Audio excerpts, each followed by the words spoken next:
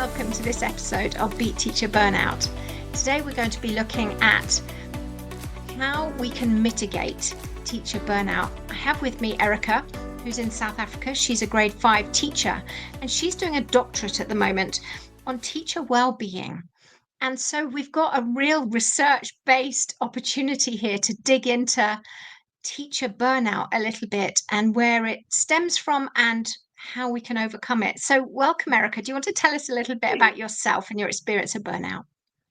Hi, everyone. I'm so honored to be part of this conversation. I have been teaching for 25 years. My last teaching job was for grade 7 English and social science. And even though I stopped teaching in February and went into higher education, I have experienced 2 episodes, I want to call it an episode, which my friend who's an educational psychologist later reframed for me as actual panic attacks. I think we interpret burnout as something that is very dramatic and you suffer for a long time before that, but sometimes there's no warning, and it can mask itself as other symptoms. So you think you're coming down with a cold, or you just suffering from insomnia, or maybe you're just a little bit unfit, you have few heart palpitations, or maybe you're menopausal like me and you're used to having hot flashes and all of a sudden your cheeks are tingling and you don't realize that this is actually your body saying enough. So that is what I experienced, and it's frightful. Yeah, So it's quite scary, isn't it?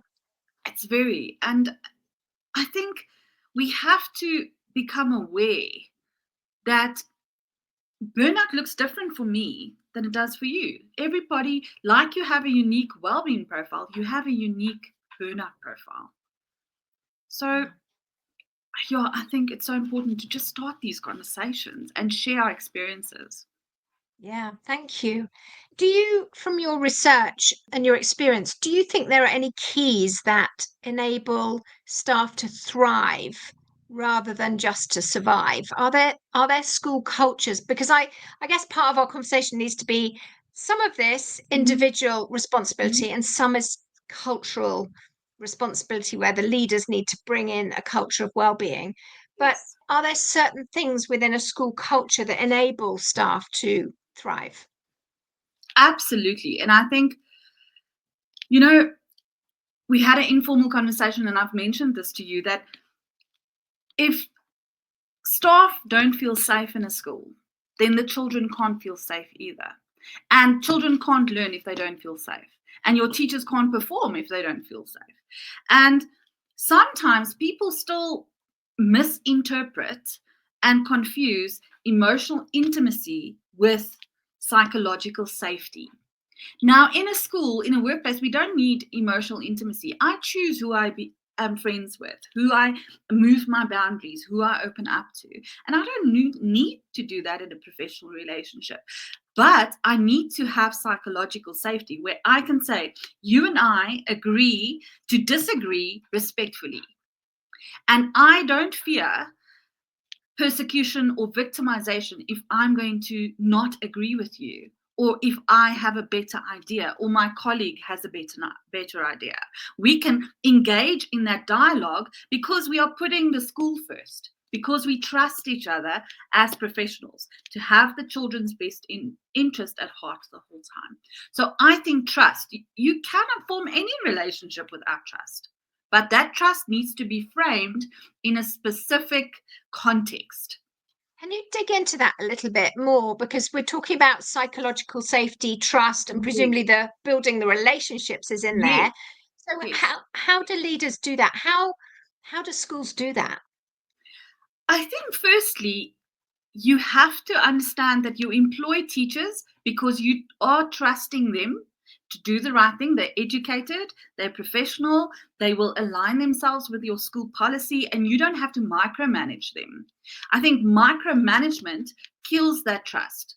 Because why are you micromanaging? You're micromanaging because you don't want to relinquish your power. You don't want to share that space. You don't want to interact and collaborate. You want to dictate to your staff. And a policy is one thing. This is a set of rules that we all agree on. This is in line with the vision, the mission. This is what we're going to do. And this is how we do things. And that policy, and I refer to it as a whole school well-being policy, determines how we do things in this ecosystem, which is a school, right? And everybody doesn't have access to that, or it doesn't exist. How am I supposed to know? It just adds to the mistrust. And more than that, I think building those relationships is the most important. You know, I always joke and say a Nestle cappuccino sachet and a muffin is not well-being.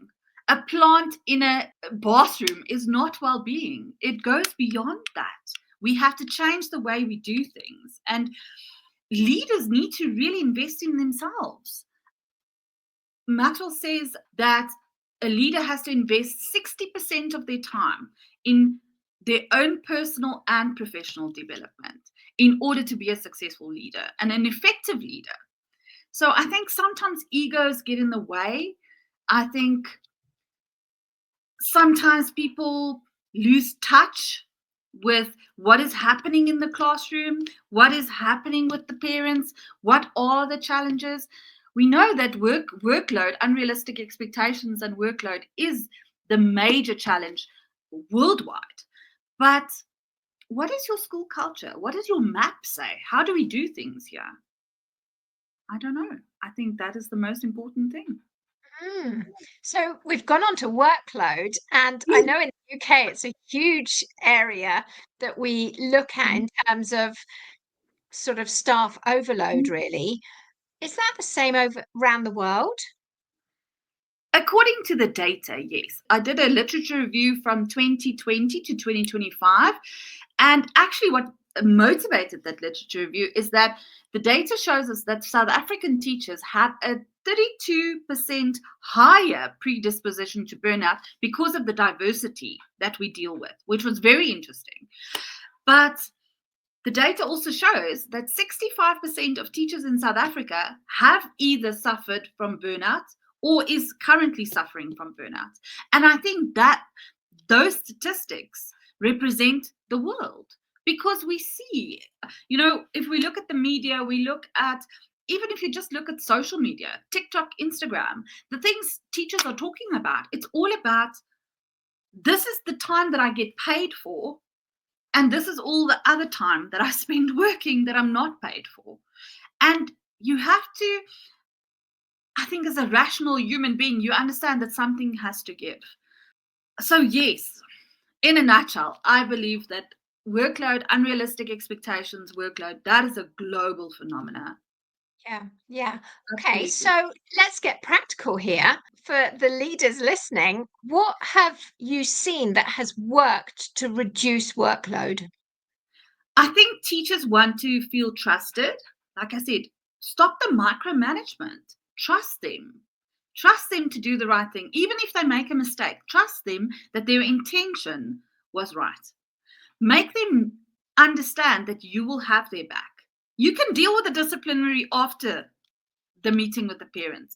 Just support your people and make them feel as though they are the professional in the room. And those are small things that add to trust and feeling that I belong. My school leader trusts me to do the right thing, trusts me because I'm a professional, and will share that view with parents in order to protect me. Because we understand parents only look out for their one child in your class, but you are responsible for 30, 35, 45 children even in one class. And that responsibility, you know, changes the landscape. So trust, trust, trust. Brene Brown talks about the 7 elements of trust, and that has braving acronym. I live by that. I always share that with leaders. I think that's such a good guideline. If you don't have a policy or policy is being developed, that's a very good go-to, because that's also, it's based on research. It's not just I got up in the morning and I had a bright idea. You know, this is piloted, and it shows that it does increase your efficacy as a leader. And school leaders should be servant leaders because you're there to deliver a service. You need to add value. But if you are not the best version of you, how can you? If your cup is empty, how can you? You can't. You don't have anything to give. No, you can't. You can't. So it's as much the leaders need to be looking after themselves as well, we all need to be looking after ourselves and taking responsibility. And I recognize when I burnt out, I didn't take responsibility. I didn't heed the warning signs and nothing changed. And therefore it wasn't fair on the school. I mean, I didn't put any demands on them to change anything, but I didn't listen to the warnings. So in me, nothing changed. There was no mindset shift, no habit shift. I just carried on being the driven workaholic that I was, loving what I did. But actually, my body said no. I guess the question to come back to, Erika, is I asked, what have you seen that reduces workload? And you said, well, it's less micromanaging and building trust. How does that reduce workload? I think if you trust people and you are focused on building those relationships, you show respect by trying to make things easier. Automate, I mean, AI has changed the education space. Automate some of the daily tasks. Use apps to do specific things. Something really arbitrary that we all do every day is taking a register. If you are teaching in 2025 and you have not automated that process, what are you doing? What are you doing in education? Is that the best use of your teacher's expertise and their time to sit and tick a paper? No.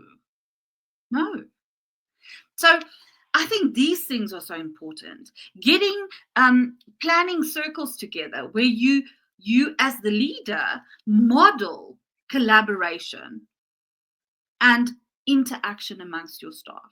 And I think seniority in terms of experience doesn't almost make you the best teacher in the room. These youngsters that are coming up, they've grown up in a different time, they have big ideas, and they're very effective with the kids. They've had different type of training. So, the diversity amongst the staff is so important to embrace that, to say, let's share our skills. I'm great at planning poetry, but maybe you're great at doing language. So let's share the workload. And if your leadership are not doing these things, you have a responsibility to your own well-being. Why aren't you doing it? Because then if you are not adding to the solution, if you are not coming up with solutions, then you're part of the problem. Yeah, I did some training with some staff recently where we looked at what their strengths were, their most valued strengths, and were they using them? And then we asked them to go and tell their team members what they saw as the strength of each team member. And it was fascinating and very shocking, actually. It's very difficult for us to find our own strengths and to talk about it. But actually, to have a healthy team, you need to talk about your strengths and what you value in yourself so that we're all working more effectively, and absolutely reduces workload. Absolutely. And I think you have to put on your own oxygen mask first.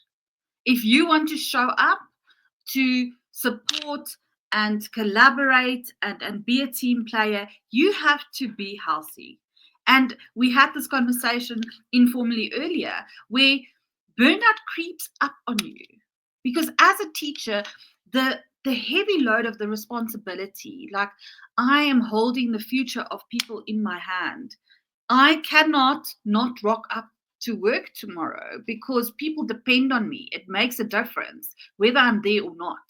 And if I'm not there, I'm adding workload to my colleagues that are already spread very thin. So those guilty feelings, sometimes you have to, like I say, you don't need the emotional intimacy. You're not personally invested in everybody else at your own cost or at the cost of your own well-being. You have to look after yourself.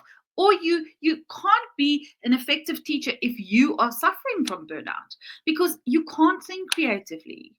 Your patience will be very thin. You don't tolerate as much as you do when you are having a good day. And, when I train staff, I always say your energy moves into the room before you do. So, whatever is going on in your life and in your sphere, you bring it with. And teachers are generally very authentic people. They don't wear masks. That's why they people. They want to make a difference. They are invested. And call it symbiosis. I don't know. It transfers. And I mean, if you think of your career, kids are really difficult when you are not your best self. It's like they smell it on you. They smell it on you. Totally. So if you are burnt out, that is your reality every single day, and it escalates. So I've heard the term thrown around, emotional hygiene, which I'm not too sure what that actually means, but I'm saying you have to identify 3 things that's a priority to you. And if we want to use research, we can look at Seligman's well-being model, where he focuses on positive emotions, relationships, meaning and purpose, accomplishments, and the other one, engagement. So that's relationship, right? So if you choose 3, your top 3, and then you ask yourself, but if relationships is my top priority, what feelings do I get from that? Maybe I feel that I belong, I feel validated, I feel seen, I feel respected. Identify 3 feelings that you get from that one thing. And at the end of the activity, where you have listed your 3 priorities, you will end up with 9 feelings. And then you have to ask yourself, but what resources do I need to tap into those feelings? How do I make that happen? And we're so programmed to think it's 8 hours of sleep and 2 liters of water. But for you, it looks different than for me. For me, I can do with 6 hours of sleep. But I need to get up when the alarm goes off. I have to start. I have to be productive. I have to get the juices flowing. So that is part of my well-being profile. And it will look different from yours. And then to know, but my burnout is exactly the opposite. That if I'm not feeling validated, if I don't feel heard, if I'm fearful, then that adds up. And it puts me into a space where I feel, what's the point? I'm overwhelmed.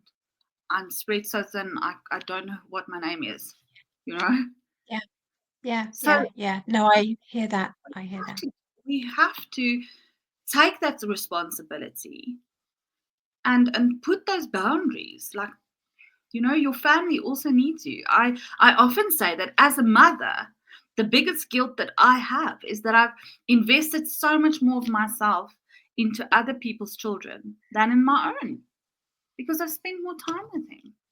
Yeah, that's it's the reality for a lot of us who are mums and teachers or leaders, and it's how you juggle that. I did speak to a leader on here actually recently who said that he has a response when a parent comes to him and says, "Oh, can I go to my child's nativity?" or whatever it happens to be, and he says, "I am going to do my absolute best to say yes."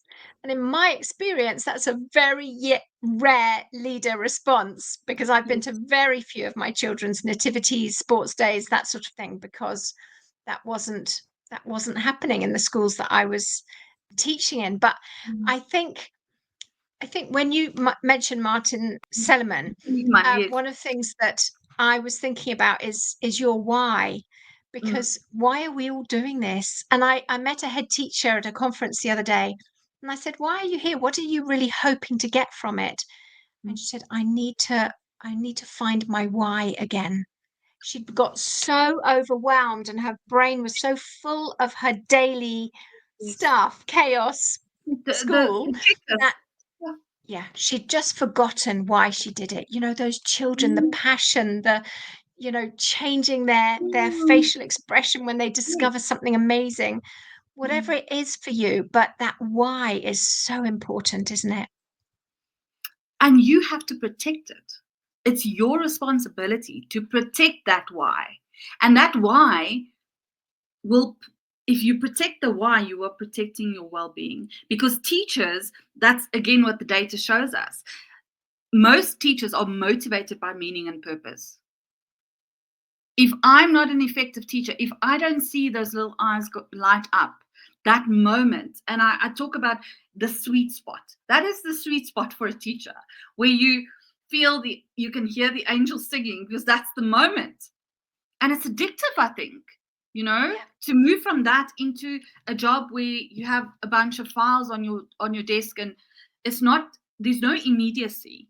It's very challenging, but it's your job to protect that sweet spot, that honor that you have to share that moment. And sometimes we forget because we have so many other things to do.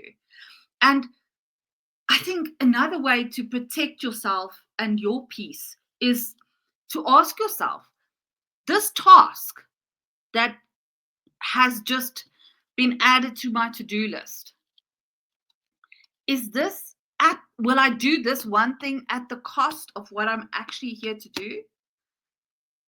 The best lessons that I've had with children were lessons that were not planned in detail.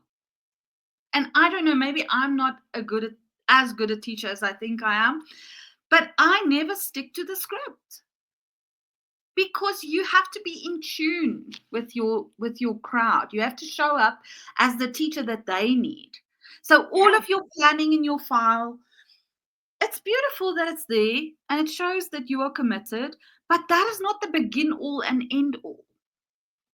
You have to focus as a teacher also on modeling those healthy habits. And you can't do that if you are on the brink of burnout all the time. Yeah. So, and I think you asked me about why. And the reason why I created the Wellbeing Initiative is I always say I do wellbeing education, because people don't know. Teachers don't know. And we are too scared to have these conversations, because we feel if I go to my line manager and say, I'm overwhelmed, I don't know what I'm doing, I don't even know what to start, I've lost track, I'm not my best self, immediately you feel, there goes my reputation. So you can't, you don't feel psychologically safe to share. And at the end of the day, Rena, it's the responsibility and part of the job, the portfolio of leaders, to protect their staff. Yeah. Yeah. In South Africa, I've started this campaign that says well-being is a right. It's not a luxury. But we have to start living that. And I'm preaching to myself as I'm speaking to you, because we do get so invested. But sometimes you have to remember, if I say yes to this, I'm saying no to this. So I have to discern the whole time, what is my why? And make sure I'm saying yes to the things that are aligned with my own meaning and purpose. Yeah. And while you're there, I love that. Well, Erika, I'm so grateful. It's really interesting hearing a perspective from a researcher and from South Africa.